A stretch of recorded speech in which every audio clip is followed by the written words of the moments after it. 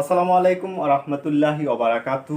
আজকে আমরা খুবই গুরুত্বপূর্ণ একটা টপিকস নিয়ে হাজির হয়েছি। টপিকটার নাম হচ্ছে ব্যতিক্রম ইলেকট্রন বিন্যাস।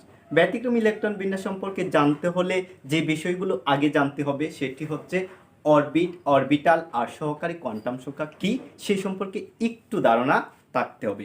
চলো আমরা একটা একটা করে তা জেনে নিই। প্রথমে আমরা যেটা জানবো সেটি হচ্ছে অরবিট কি। মনে করো এটা হচ্ছে একটা নিউক্লিয়াস। নিউক্লিয়াসের চারপাশে কতগুলো অনুমোদিত বৃত্তাকার কক্ষপথ রয়েছে। এই যে অনুমোদিত বৃত্তাকার কক্ষপথ রয়েছে সেগুলোকে বলা হয় অরবিট। এখন আমরা যেটা জানবো সেটি হচ্ছে অরবিটাল কাকে বলে। মনে করো এটা একটা পরমাণু। এই পরমাণু নিউক্লিয়াসের চারপাশে বা নিউক্লিয়াসের যে অঞ্চলে সর্বাধিক পরিমাণে ইলেকট্রন পাওয়া সম্ভব সেটাকে সংক্ষেপে অরবিটাল বলে। অরবিটাল চার প্রকার হয়ে থাকে, যথা এসপিডিএফ। এই অরবিটালগুলোতে নির্দিষ্ট পরিমাণে ইলেকট্রন ধারণ করতে পারে। চলো আমরা একটু দেখে নিই।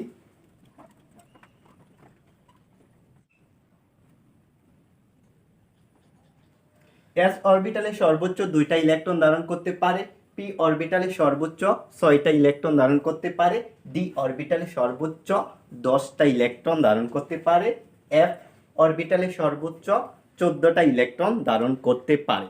এরা এই যে ইলেকট্রনগুলো রয়েছে, এই সংখ্যক ইলেকট্রন যদি থাকে তখন তাদের পূর্ণ অবস্থায় থাকে।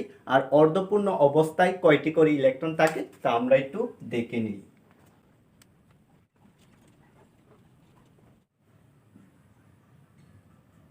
অর্ধপূর্ণ অবস্থায় এস অরবিটালে একটি ইলেকট্রন থাকে, পি অরবিটালে 3টা ইলেকট্রন থাকে, ডি অরবিটালে 5টি ইলেকট্রন থাকে আর এফ অরবিটালে 7টি ইলেকট্রন থাকে। এখন আমরা জানব কেন ইলেকট্রন বিন্যাস করতে গেলে ব্যতিক্রম লক্ষ্য করা যায়। প্রথমে আমরা যে একটা মৌল নিব, সেই মৌলটার নাম হচ্ছে পটাশিয়াম। তার ইলেকট্রন বিন্যাস করে দেখব।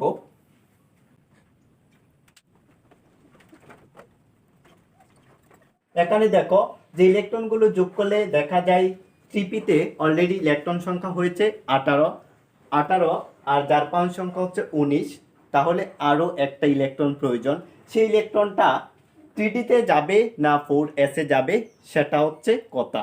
বিজ্ঞানী আফবাউ বলেছেন, নিম্ন শক্তি স্তর অরবিটালে ইলেকট্রনগুলো প্রথমে প্রবেশ করে পরে ক্রমান্বয়ে উচ্চ শক্তির দিকে স্থানান্তরিত হয়।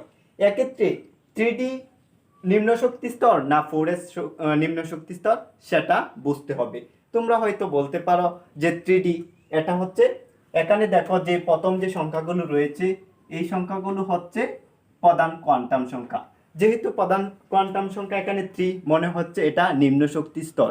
না, সেটা নিম্ন শক্তি স্তর না। সেটা বুঝতে হলে অবশ্যই সহকারী কোয়ান্টাম সংখ্যা থেকে বুঝতে হবে। সহকারী কোয়ান্টাম সংখ্যার সূত্র হচ্ছে সহকারী কোয়ান্টাম সংখ্যার সূত্র হচ্ছে n+l।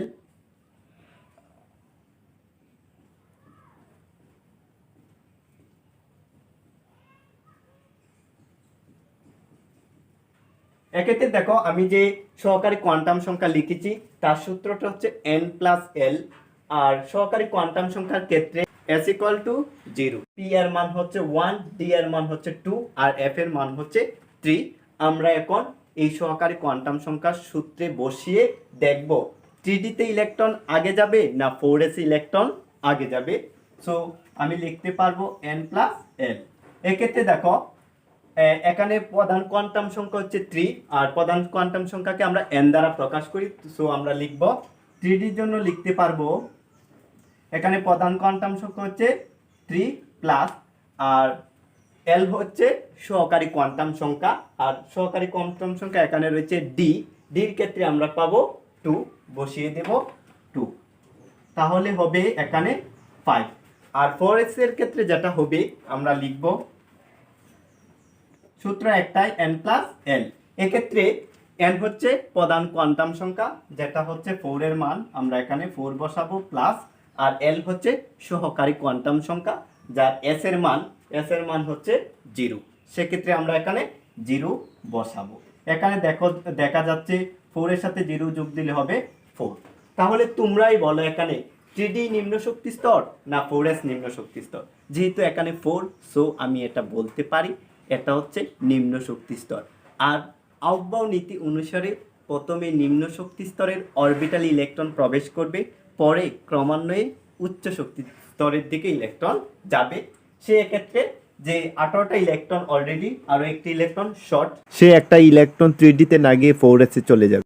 এটাই ছিল তার ব্যতিক্রম নিয়ম, বা এভাবেই পটাশিয়ামের ইলেকট্রন বিন্যাস করা যাবে।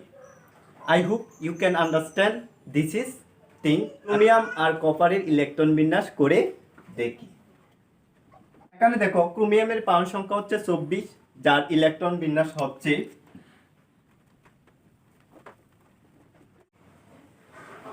এক্ষেত্রে দেখো আমি অলরেডি কিছু একটা অংশ ক্রোমিয়ামের ইলেকট্রন বিন্যাস করেছি।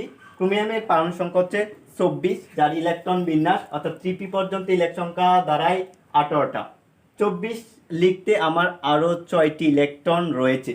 সেক্ষেত্রে এখানে যে সূত্রটা আমরা ইউজ করেছিলাম সেই সূত্রটা এখানেও অ্যাপ্লাই করব। এক্ষেত্রে 4s 3d অপেক্ষা 4s নিম্ন শক্তি স্তর, সেক্ষেত্রে 2টা ইলেকট্রন 4s এ প্রবেশ করবে। সো এখানে আমরা 2টা ইলেকট্রন বসাবো।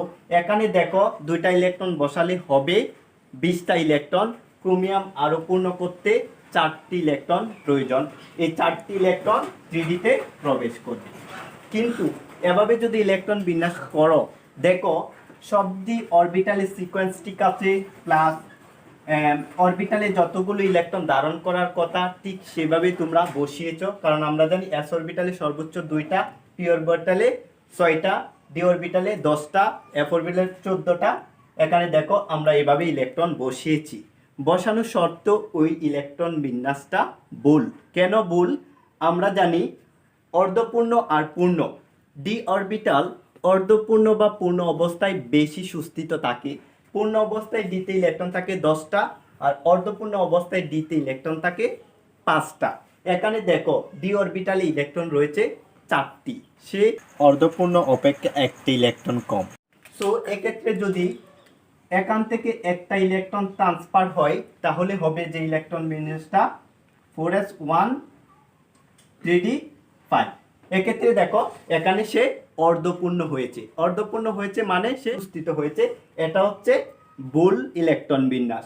এই যে ইলেকট্রন অর্থাৎ 1 থেকে 3p পর্যন্ত ইলেকট্রন ঠিক রেখে 4s1 আর 3d5 এভাবে যদি ইলেকট্রন বিন্যাস করো, তাহলে সেই ইলেকট্রন বিন্যাসটা রাইট। এখন আমরা কপারের ক্ষেত্রে দেখব সে কেন ব্যতিক্রমধর্মী প্রদর্শন করে। আমরা এখন লিখব কপার, যার পারমাণবিক সংখ্যা হচ্ছে 29। ইলেকট্রন বিন্যাস করলে পাবো আমি এখানে দেখো 2টা অরবিটাল অপূর্ণ রেখেছি বা কোনো ইলেকট্রন বিন্যাস করি নাই। এক্ষেত্রে তোমরা দেখো কপারের পারমাণবিক সংখ্যা হচ্ছে 29, যার ইলেকট্রন বিন্যাস করলে হবে 1s2 2s2 2p6 3s2 3p6। এক্ষেত্রে দেখো এখান থেকে এখান পর্যন্ত অলরেডি ইলেকট্রন সংখ্যা দাঁড়িয়েছে 18টা। 29 হতে আমার আরও ইলেকট্রন প্রয়োজন 11টি। সো এক্ষেত্রে আমরা 4s এ 2টা ইলেকট্রন প্রবেশ করাবো। 18 আর 2 হচ্ছে 20, আর এখানে আমরা 9টি ইলেকট্রন প্রবেশ করাবো। এখন দেখো আমার ইলেকট্রন বিন্যাস হয়েছে 29। 18 আর 2 20, 20 আর 9 হচ্ছে 29। কিন্তু সেই ইলেকট্রন বিন্যাসটা ভুল। কেন ইলেকট্রন বিন্যাসটা ভুল? সেজন্যই আমরা জানি ডি অরবিটাল পূর্ণ অথবা অর্ধপূর্ণ অবস্থায় বেশি সুস্থিত। যদি পূর্ণ থাকতে চাই তাহলে তার সর্বশেষ শক্তি স্তরে 10টি ইলেকট্রন দিতে হবে, আর অর্ধপূর্ণ অবস্থায় থাকতে চাইলে তার সর্বশেষ শক্তি স্তরে 5টা ইলেকট্রন দিতে হবে। এক্ষেত্রে দেখো সর্বশেষ শক্তি স্তরে 9টি ইলেকট্রন, অর্থাৎ পূর্ণ অপেক্ষা একটি ইলেকট্রন কম। সো এক্ষেত্রে যদি 4s থেকে একটা ইলেকট্রন ট্রান্সফার করা হয়, তাহলে যেটা হবে সেটা হচ্ছে 4s1 3d10। এক্ষেত্রে দেখো তার সর্বশেষ শক্তি স্তরে 10টি ইলেকট্রন রয়েছে, অর্থাৎ এই ইলেকট্রন বিন্যাসটা হচ্ছে ভুল আর এটা হচ্ছে রাইট। তোমরা 1 থেকে 3p পর্যন্ত ইলেকট্রন ঠিক রেখে 4s1 3d10 এভাবে লিখবা, তাহলে ইলেকট্রন বিন্যাসটা শুদ্ধ হবে। এটাই ছিল আজকের আলোচনার বিষয়।